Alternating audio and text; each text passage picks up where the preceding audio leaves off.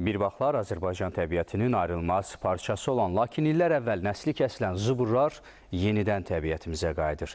Almaniyadan ölkəmizə yola salınan daha 18 zubur yaxın günlərdə Azərbaycan meşələrinə buraxılacaq. Layihə təkcə biomüxtəlifliyin bərpası deyil, gələcək nəsillərə daha zəngin təbiət mirası ötürmək məqsədi daşıyır.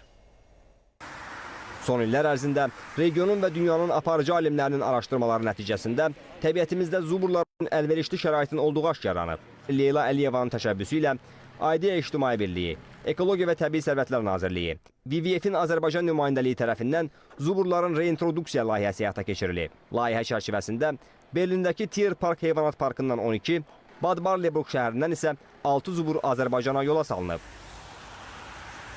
Bugünkü gün böyük bir layihənin yalnız bir hissəsidir. Hazırda Berlində Heyvanat Parkında gözləmə mövqeyində olan bu bizonlar bir neçə gün sonra Azərbaycanda gözəl təbiətin qoynunda olacaqlar. Aidiya İctimai Birliyi ilə Şahdağ Milli Parkı arasında imzalanmış əməkdaşlıq sazişinə əsasən nəsli kəsilmiş zuburların bərpası və onların ölkə təbiətinə reintroduksiya olunması, digər növ vəhşi heyvanların elmi məqsədlərlə artırılması üçün Milli Parkın İsmayıllı bölməsində 305 hektar sahə ayrılıb. Zuburların çoxaldılıb təbiətə buraxılması üçün kompleks inşa edilib. Həm Almaniyada, həm də Avropanın müxtəlif ölkələrində olan zooparklardakı zuburlar Azərbaycana gətirilir və azadlığa buraxılır, təbiətə qaytarılır. Bu Azərbaycanın deməli təbii müxtəlifliyə, ətraf mühitin qorunmasına verdiyi böyük dəyərin göstəricisidir. Eyni zamanda Azərbaycanın Almaniya ilə tərəfdaşlığının gözəl bir nümunəsidir. Zuburlar Azərbaycana çatdırıldıqda bir müddət volyerlərdə saxlanacaq. Adaptasiya dövrünü keçdikdən sonra təbiətə buraxılacaq.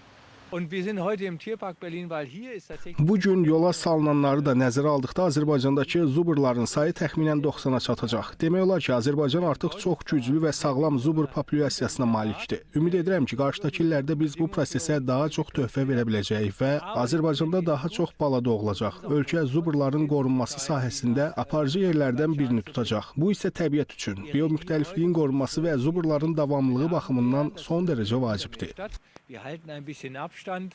Layihənin 2028-ci ilə qədər davam etdirilməsi və zuburların sayının 100 başa çatdırılması nəzərdə tutulur. Günay Məmmədova, Natiq Çıraqzadə, Azərbaycan Televiziyasının Almaniya bürosu, Berlin.